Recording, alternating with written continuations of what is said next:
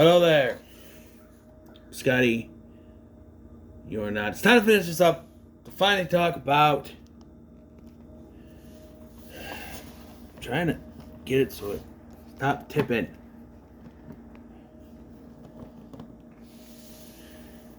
Finally talk. My head cut off. Come on, stop it. Finally talk about Final Destination Bloodlines. I understand the name, but they should just kept the number. Final Destination 6.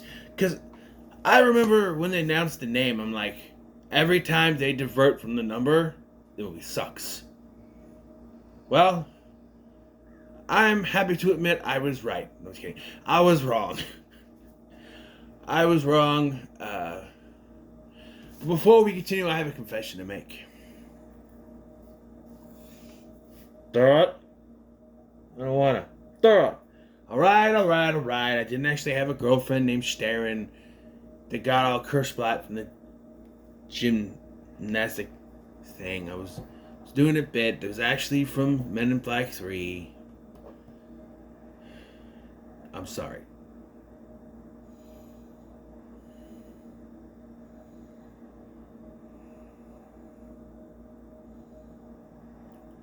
And I'm sorry to you, Chibi Tulu, and I would like to give you D's. Buzz. D's nuts! Anyway.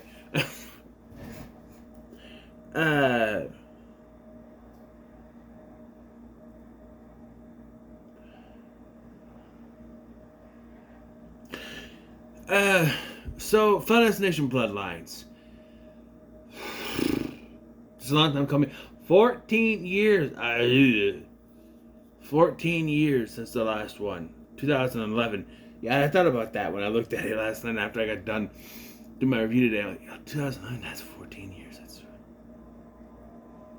They do a creative way here. Creative thing. I remember when I heard the premise where it's like, oh, it's this event that happened. First, they're like, it's a house fire. Like, and they come after people that survive. It's a family. I'm like, okay. But then, as things got building more, they started talking about it's actually a high rise that falls to pieces. It's some kind of restaurant, is what it is. Falls to pieces, and it happened way back in the 50s or something. And now it's coming after these families later in life, and I'm like, no, that's not how it works. They make it make sense, but I'm like, that makes no sense. It comes after you right away. Why would you? Well, they make it make sense by saying that pretty much everybody got out of there, and it took so long to track down everyone that they had families of their own. Though they say that it kills the grandfather, but she's been fine, and it acts like it's always meant for her to be one of the last ones to die. But to be fair, in the premonition, her boyfriend does die first. The grandfather does die first, but not first, but before her. Maybe he's one of the first ones. But yeah.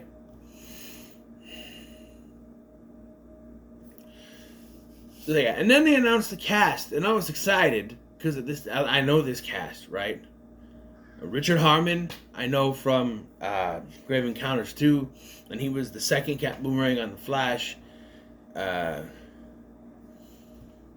Laurie, she was Stephanie Brown, I think was her character's name on Gotham Knights, a show that is decent. It's a decent show, but you never thought it was going to be it. Tail Briones was on the Chucky TV series, right? I have it up. I just got to... Owen Patrick Joyner, that I know from Nickelodeon. He was on that show 100 Things to Do Before High School. Never watched that, but he was on the show, also a Nickelodeon show called Night Squad, that I also didn't watch. William and I didn't watch, but we watched Henry Danger and they did a crossover, so we saw that one. Gabrielle Rose as the grandmother. I saw her in the trailer and went, okay, yeah, I know her. I know some actors here, right? Raya Kilstead who plays the mom in this, and she was Ali Halston, whatever, on Superman Lois. So I know her. And then they announced Breck Basinger, who is Stargirl, and she was also on Nickelodeon, Belle and the Bulldogs. So I was excited for this cast, and I got very disappointed when the trailer revealed that Breck Basinger was just playing the grandmother in the flashback sequence in the movie, and I went, nah, because I thought she was going to be the main character, and then they show who the main character is supposed to be, and I went, oh, they had a quota. Someone said you can make this movie, but there has to be a minority actress. It has to be someone of a different ethnicity other than white. So we went for a mixed race Mexican white young woman, and she's fine. But in that opening sequence, Breck Basinger acts the hell out of this movie. And then when you're cut and it goes to this new actress, I felt like she didn't do as well. And I kind of wanted... That's what I was afraid of, is that they're going to show this flashback and then I'm going to be like, yeah, but I kind of wish she was the lead. And that's exactly how I felt. So... yeah. And that's not to say I didn't like this movie. I did. People are saying it's the best one. It's got the highest rating on Rotten Tomatoes. Rotten Tomatoes is never right. Don't ever listen to them. And people say this is the best one. No, it's not. No, it's not. I think it's somewhere in the middle. It's good. Don't get me wrong. And it had me. Until the bullshit cop-out ending that they did. Just because someone said it needs to end the way it always ends. Because I called something. I'm like, okay, that's got to come back, right? So, let's go ahead and talk about this movie.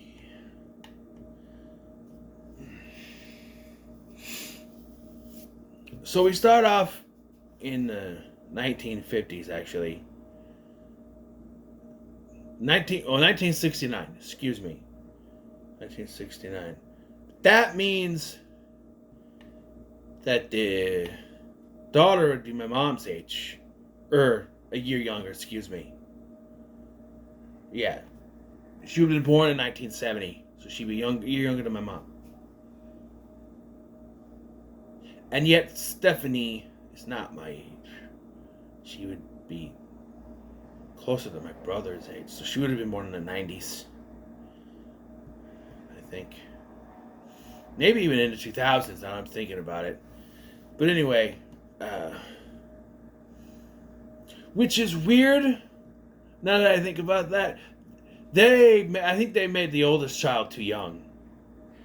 That's what I think. Because, like, she wouldn't have had kids till she was in her 40s. Because I'm thinking, if she's like 20 here, that means she was born in 2005. You're telling me that the mom didn't start realizing stuff till she was in her late 30s? Having been raised by that woman, I think the ages are all out of whack. To be honest, I think that the mom... No, being in the 50s is fine, but I think there should be another generation. I think that should be the great-grandma. She's the grandma, and then the 20-year-old is the mom, and then she has a son, which would... I don't know, I feel like there should be a generation in between. But anyway, we see this whole thing, and boy! They're like, hey, remember all those ominous songs? Good God, they're driving, she's got a freaking...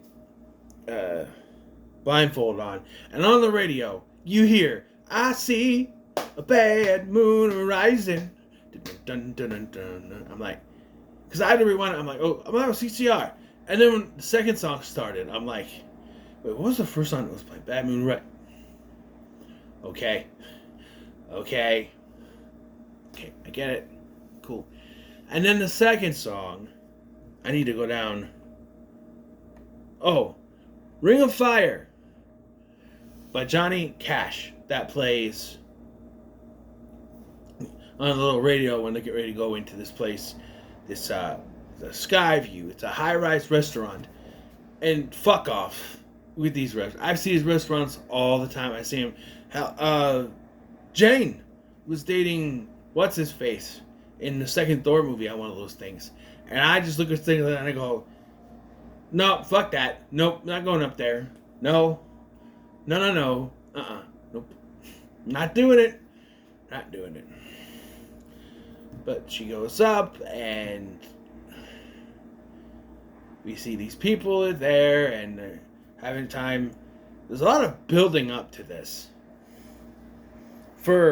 We found out this is supposed to be Stephanie's dream. So I get that she would see, that if this was a dream and was starting to warn her, then I could see that she would see the disaster. But she's got to see everything leading up to the disaster and happening with the disaster. I don't know. But, yeah, so Iris is feeling a little woozy here. Because it turns out she's preggers. So, yeah, and there's an African-American woman there with her little son, JB. Because if they used his real initials, it wouldn't be a twist, see? So there's her little boy, JB, a little toy train. And she's like, how far along are you?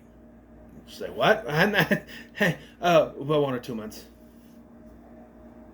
I didn't think you started feeling anything until 3, but whatever. So she's going to tell her boyfriend, whose name is, I want to say Matthew?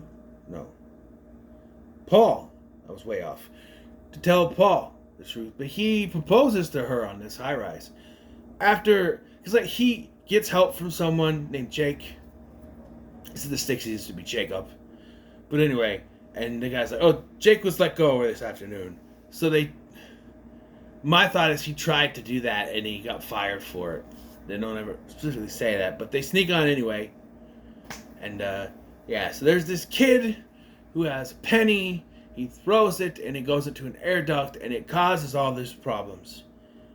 And I'm going to have a problem here in a minute. But it causes all these problems and, there's stuff starts to happen. The floor, they say, you make me want to shout, put my hand. Oh, she says yes, by the way. But after telling him that she's pregnant. They're like, oh, I have a family. Yeah, and just shout, put my hands down and shout. As soon as I found out she was pregnant, I'm like, oh, he's fucking dead. That's how it all works in movies, right? If the person is pregnant before something bad's about to happen, the dad's gonna die, and then we're gonna follow that character. Sort of right. But, yeah. So, it also has to happen. The floor starts to crack. Everything's going nuts. Everybody fucking dies on here. Everyone, including her. And then, just when you think, oh, is this completely a prequel? When it's about to swish an eye. Because we're following people that die. And we see little JB, he's in the cupboard. She saves him. But then they both fall to deaths. And then it snaps. And Stephanie's in class for some reason. She falls asleep in class. Freaks out. And then finds out she's failing. And then she keeps having the same nightmare over and over again concerning her roommate. So she decides to go back home to visit her family. We find out that her mom left her father and her brother when she was 10. Stephanie was 10, not the mom. And when she returns home, she starts asking questions about a box that her mom used to have, and the dad's very dismissive. He's like, I don't want to. By the way, fuck this dad. All right, I understand there has to be a skeptic in these movies, but he's so unimportant that they already say he's safe, and he's so unimportant to the plot that he's just there to say, no, she's crazy. He's basically Chad Danella from Saw 3D. You're crazy. Get out of here, crazy. Basically, what it is.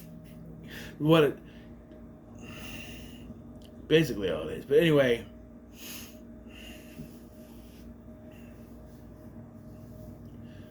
uh,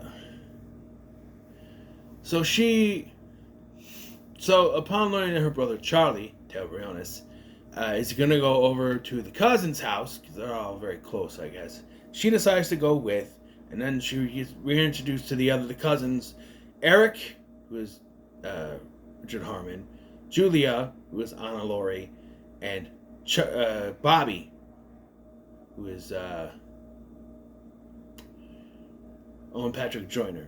And they're like, hey, except for Julia's like, I guess they used to be friends and she left and whatever. She talks to her uncle and like, oh, they used to be, I need to talk to you about Iris. And he's like, she was all crazy growing up. She left us and child services was called on her. And she starts sending us letters with weird news clippings and stuff like that. And so she talks to her. He's like, he dismisses it. She talks to her aunt, and the aunt directs her to a drawer that contains a letter. And so she follows the letter to the address, and she's Laurie Strode on Halloween 2018. That's all it is. And she's been like watching out for the signs all these years to kill her. So it's like it's trying to kill her, but it hasn't gotten there. They make it seem like these are the only ones left from that explosion. She explains what happened, and I'm calling bullshit. So she says that she grabbed the penny and left it and took it from the kid so that didn't happen. Yet the floor still cracks and everyone gets out before anything can happen. But the floor still cracks. It's like the roller coaster thing in 3. The whole reason the floor cracked in the first place was because of the penny went into the thing, right? And caused all this damage to the structural integrity. If it didn't do that, the glass wouldn't crack. Whatever. She saved everyone, and then everybody started to die one by one, including her husband. So, yeah. Now, before I continue, I want to point out that people are wrong. Everyone keeps saying, this penny. I keep seeing clips. A penny, if it wasn't for this penny, the entire franchise wouldn't exist. And I'm saying you're wrong. And why? Because by saying that, you're implying that everyone in this entire franchise is connected to someone who was in that high-rise during the fire. And that's not how it works. They even explain it in this how it works. It goes through family members. It goes through families. Because it says it's going to go through the uncle. It kills the uncle. It's going to skip the aunt because she's not blood related. But then it's going to go to the oldest child, Eric. Then Julia. Then Bobby. And it's going to jump over. It's going to go for the mom. It's going to go for Stephanie, and it's going to go for Charlie.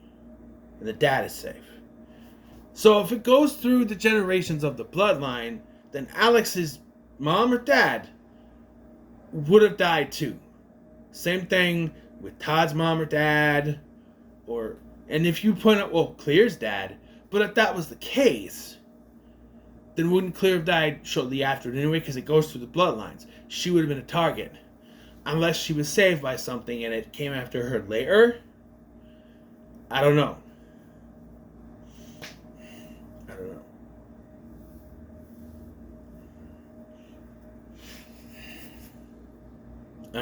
I just don't think that everyone in this franchise is blood related to someone in that. It's an improbability, by the way. It just doesn't make any sense, and it doesn't. If it goes through the bloodlines, then their parents would be dead. Other than Claire, no one else has said that their parent had died. So, well, Kimberly's mom. But we know about that incident. We know how that's supposed to work. They were both supposed to die. Wait a minute. No, it's still wrong.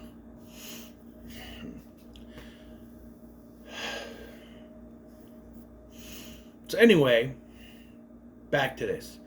She explains that, and she says she's been trying to keep herself safe, and she's like, I have this whole little notebooky thing. Get off. Notebooky thing. And I want you to study it. You're going to stay here with me. You're going to live with me, and I'm going to show you. She's like, no, I have to help the others. He's like, well, she's like, well, as long as I'm safe, they're safe. And like, the magnifying glass turns around, sun hits it, starts to burn the planter that she has, and she catches it and stops it from happening. I did not think we'd go back to that at some point, but we do. Because, like, this time he's like, no, I can't deal with this. I gotta go. And she goes to leave, and then Iris stops, and she's like, oh. Stephanie, she runs out, she goes to give her the book, and she gets totally just through the face by the pipe. And now Stephanie is convinced that bad stuff's gonna happen. We have the funeral. That's when the mom shows up. And Charlie, he's all ready to go back to her, but this stuff, he's like, no, she left us. The oldest child is always going to have those issues because, you know, like, you were barely around her. I knew her. You know. So they're going to have a family barbecue because often when a funeral happens, they have a get-together barbecue sort of thing. They invite her, but it's not the mom. But Stephanie doesn't go. She's looking through all these photos and stuff. It hints. Now, I know that they show stuff, the grill from 2, the plane from 1, all that stuff. But that's just because she's tracked all of the premonition connected stuff. That's all. She's tracked all the reports of people who have claimed to see visions. That's all. Doesn't mean it's all connected. I'm just saying. It just doesn't make any sense that they're all bloodline related when you see how it goes through here. So, yeah. So we get to the barbecue, and we get this thing where a glass breaks, and a piece of it goes into the ice. And it's like the poison in the chili in Curse of Chucky, where you kind of just hints at who's going to drink it, you know. This kill was spoiled in the trailer, and when I saw it, I went, oh, they just spoiled the best kill in the movie. I was wrong. There is one better. But, and it's the uncle, right? So they show up, or they're having a thing. There's a thing on the trampoline. There's, it's been so much of a Rube Goldbergy mess with these kills, where it's just like so much. Like, you think it's gonna be the glass. The glass does play into it, but like, you think the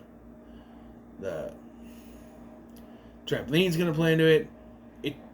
The mom does notice something, but then Charlie falls through the thing. Oh, you okay? That's fine. The whole thing sets off the lawnmower. Uncle steps on the piece of glass. He falls backwards, and the lawnmower just runs over his head. And we cut to just as Stephanie shows up, by the way, to warn people. And then we go to a funeral for him. Yeah.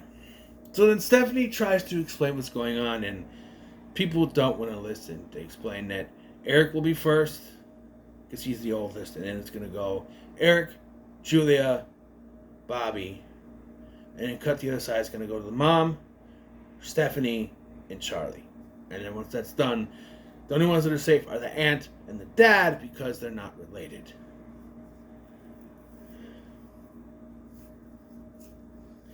I need a shower and a shave, but I wanted to keep continuity for these. Otherwise, I have to change my shirt. I'll shave. Anyways. So then that night we get another thing I thought another kill that was spoiled in the trailer. It's Eric. He's at the tattoo parlor he works for. And we talk about how he lost his dad. Excuse me, I need to get a water. My throat's getting dry.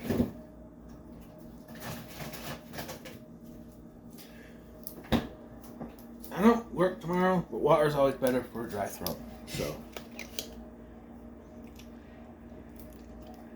technically on vacation. So, I think I can turn this off now. So, and you see this in the trailer. See this whole thing, his nose ring, and this is why you don't get nose rings, other than they make you look fucking stupid. The little gem on the side of the nose is fine, but the loops on the side, and especially the one through your freaking cartilage. No, you're not a fucking bull, okay? And this is why you don't do that, because the chain comes down, attaches to it, it pulls him up, and in the trailer it's implied he falls and gets burned to a crisp. But here, he gets free, falls, and it burns his arm, and it cuts, and I went, wait. He's not dead? Because in the trailer they showed this, and in another trailer they showed him also almost getting hit by a truck. And I went, well, the truck's gotta be... We already saw his death in the first trailer, so that's gotta be a red herring. What do they call it? Freak out. Fake out. Yeah. And I was like, wait, we're doing this? The truck thing hasn't happened yet. And then he falls, just burns his arm, and then the next morning Stephanie was trying to get a hold of him. He told her to fuck off. The next morning she shows up and she's like, what? She's like, have you heard from Eric? And she's like, and Charlie's like, no. We're going over to the house now. And they get over there and they almost hit Eric. And he's like, no, I'm fine. There was like we heard that the tattoo place burned down. And no, I'm fine. And I'm like, what? And like she's starting to get no. This could be bad. No, be careful of this cutter thing in the tree. What? Watch out for the leaves. Watch out for the kids. The kids, what are the kids gonna do? They can this thing can fall down and it can mess with the leaf blower. Leaf blower can mess with the kids, make the ball fly out and hit you. And that's gonna kill me. That's exactly what happens, but not to him. Julia comes out, she's gonna go run in, and it happens to her, and you're going, wait, what? And I'm trying to figure out what's going on here, because I'm like, so because he got out of there, it skipped him? That's the only thing I can think of. Because she's in the garbage truck, and they're like, we gotta stop her. Eric and Charlie are trying to flag down the guy, but of course he's distracted driving with the music playing and he's on his phone. And they're able to like, get him to stop by jumping in front of him. Like, oh, this is how Eric dies. No, he kind of stops there. Because we haven't gotten to that. Well, that truck, I think, happened before this, actually. And I'm like, wait, what?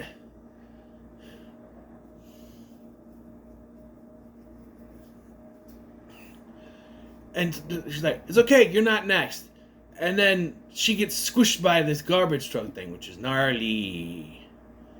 And I went, no, she wasn't next. What the hell? So they have a family meeting where they're explaining stuff.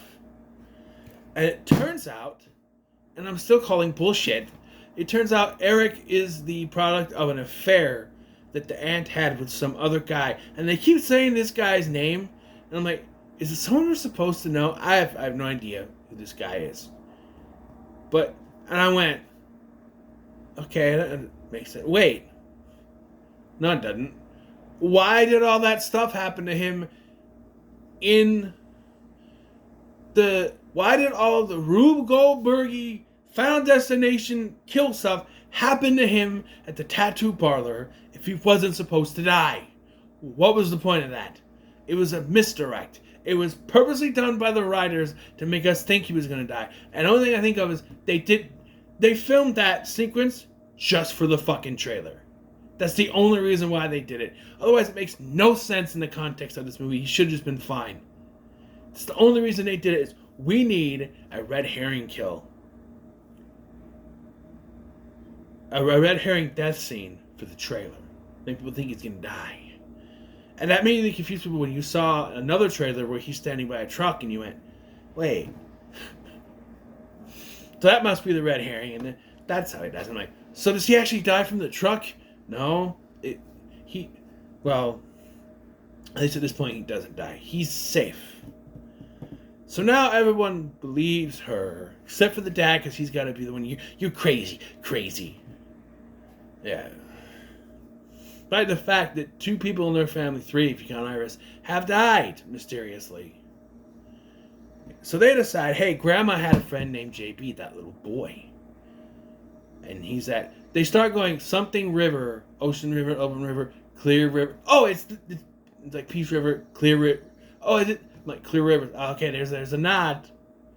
But no, they go to this hospital. And they go looking for JB. And you just hear the voice. That would be me. And you instantly know it's Tony Todd. This scene made me simultaneously angry and sad at the same time. Because you remember my rant that I did during my review for 3.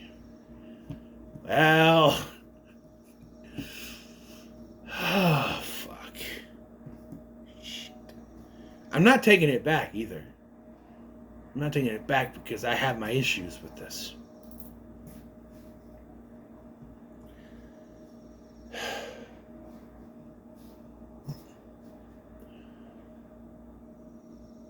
So Bloodworth, his name is William John Bloodworth, but his friends call him JB. He knew their grandmother, and this explains all his knowledge, because he's been getting all this knowledge from the grandmother the entire time. They've been sort of working together on this, gathering knowledge. That's how he even knows about stuff that happened before 5, which is the prequel, by the way, if you didn't know it.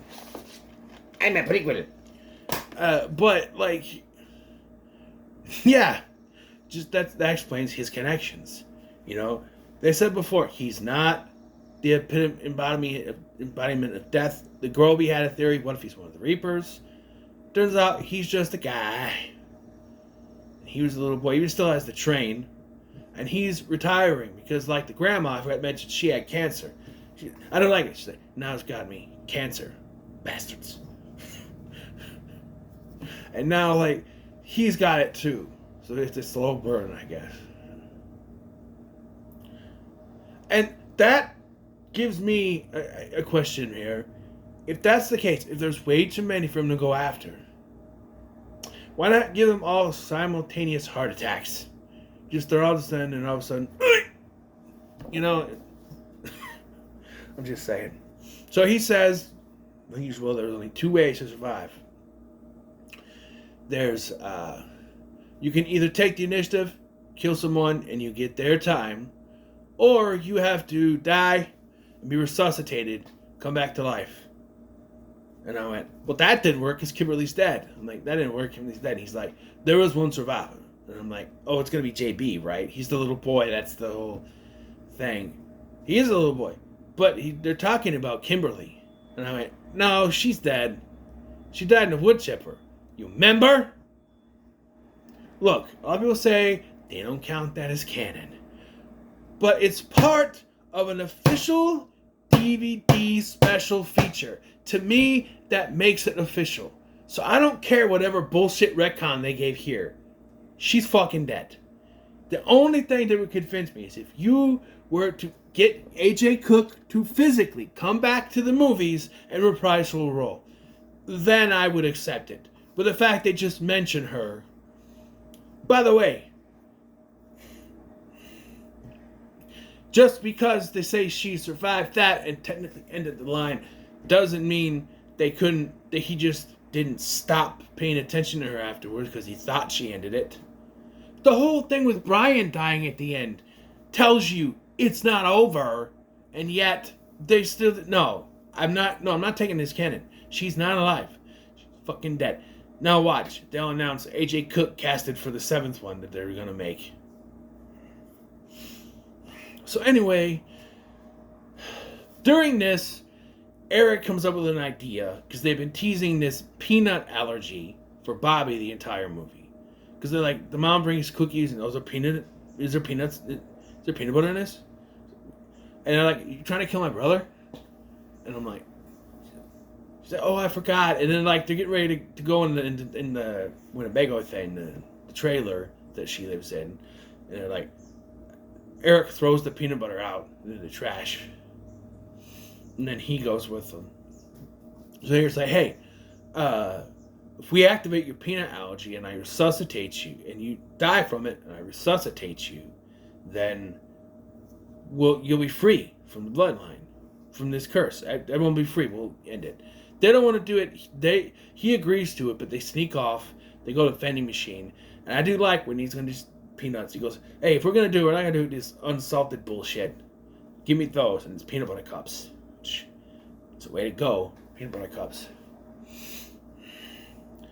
And he starts pounding on the vending machine to get it out. They get it out. They go into an MRI room to do it.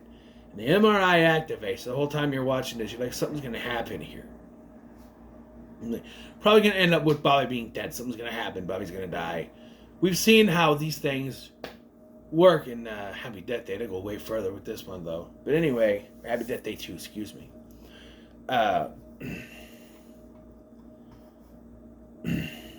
So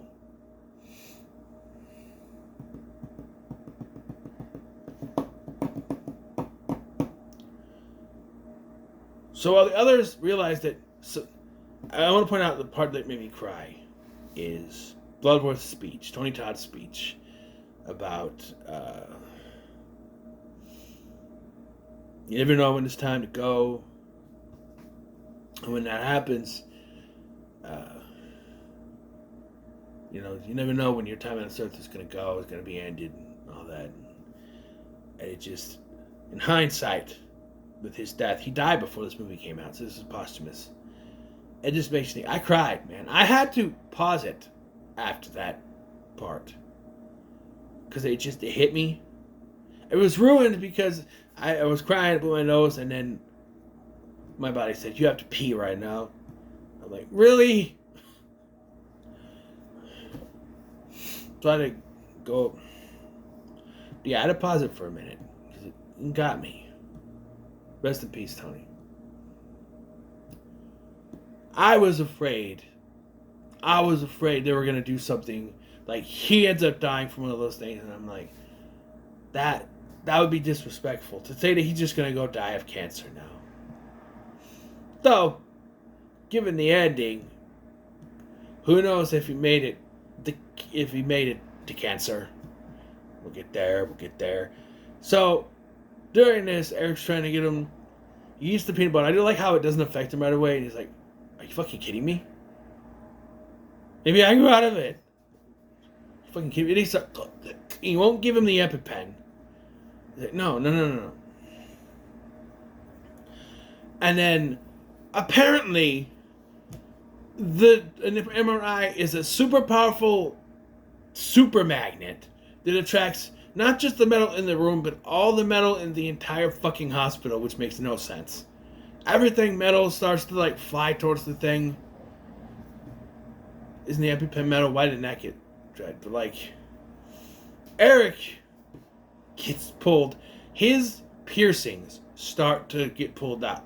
That's why you don't get them. His nose ring comes out, his lip rings, earrings, nipple rings, cock ring. Ow! You don't see it, but it starts to pull. It starts to pull. You see the bulge, and you just go, ah! That means he's got a Prince Albert, ladies and gentlemen. Yes. If you don't know, a Prince Albert is where you get it down by your bulge. Through your urethra. It's like, watch the movie Senseless. Matthew Lillard explains it. He's like, jing, jing, jing, jing. I got a Prince Albert and he's jingling. Yeah, you got one of those. I think that's what it's supposed to be. But he gets pulled into the thing by something else. And gets smooshed into it. Bent into the damn thing. Yes, this is CGI, but there's no way to accomplish this kill otherwise. It is gnarly. He gets pulled in. Like just... yeah. And so then, a still dying Bobby reaches for the EpiPen. He cures himself, and there's like, "You okay? Are you fine?" "Yeah, I think I'm going to be fine." And then the spring from the vending machine flies out, impales him in the head, and the magnet's still working, so it starts to screw through his head. Gnarly. Yeah. And they hear screaming and just like, huh? They come up. So now they decide the only way to escape this is to go to the grandma's cabin because it's fortified, right? They get there. And Dad never shows up again until the end, by the way. But they get there, and as soon as they get there, apparently Death's been working to death trap that thing. Because they get there, and they open it, the plant warrior falls on something, and the whole thing just explodes. Charlie is pinned under something. The trailer gets knocked over into water, like a little pond thing, and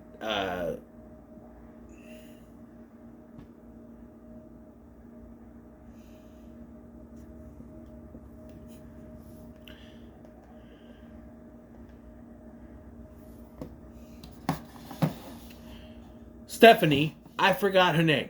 Stephanie starts to drown. The mom is able to save Charlie, but then she gets impaled by something. And then Charlie goes to save. She's like, go save her. I got this. And then she gets immediately impaled by something. And then he goes to save her. Oh, this had me going, because he gets a pocket knife. He's able to get it. He drops it. He grabs it. And he gets lunched. And he gets cut in his finger. Cuts him a little bit. He's able to get it. Save her. And you see her fade. And all of a sudden, I like how this is from her point of view, because she just wakes up. She's been resuscitated. It's all over. And they're safe.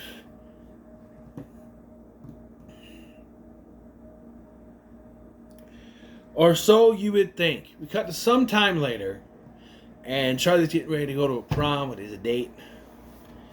And she's like, oh yeah, my brother saved my life.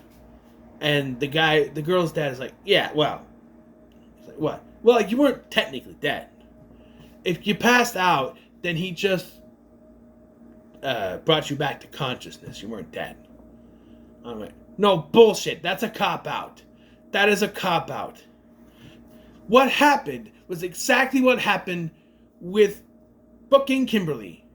So if you can retcon that to be, oh, actually, if you just passed out. So why couldn't it be the same thing with Kimberly? How you guys are so stickler to the fact that it worked with Kimberly. Yet the same exact thing you can fling out of existence in this movie. And you could say, well, actually, she didn't die. But why are you so stickler with Kimberly? No, she's alive. She's alive because she was brought back. But this one, it's the exact same thing, but you've thrown a cop-out, flip the switch on it. Because it needs to end in the same way that all the other fucking movies end, at a big death scene. And it's bullshit. It's bullshit. Because all of a sudden, a train hops the tracks and tries throwing them down, but it stops just short, but then two big rebar things squish both of them and the movie ends. And I'm just sitting here and I'm going, and why is this? Why did this happen like this? Well, that's because when they're at the hospital, the penny fell out of the book and was found by this old lady. And this old lady happened to be on this particular block at this particular moment buying lemonade from some little girls who are selling lemonade, and she goes into her little bag, the penny falls out, it causes the train to do all this shit. Fucking penny. Oh, by the way, in the vision, I did laugh when the kid gets squished by the piano. Just saying. He started, he deserved, like, oh no, this kid's gonna get out, and he started all this, so I'd like to. Well, I guess that kid's got to be dead, right? If Iris was the last to go, her family's now gone. But like I said, they're doing a seventh one, so they're like, oh, hey, this reinvented stuff, but it doesn't mean the formula can be dead. Well, yeah, they were kind of clawing at needles. You had to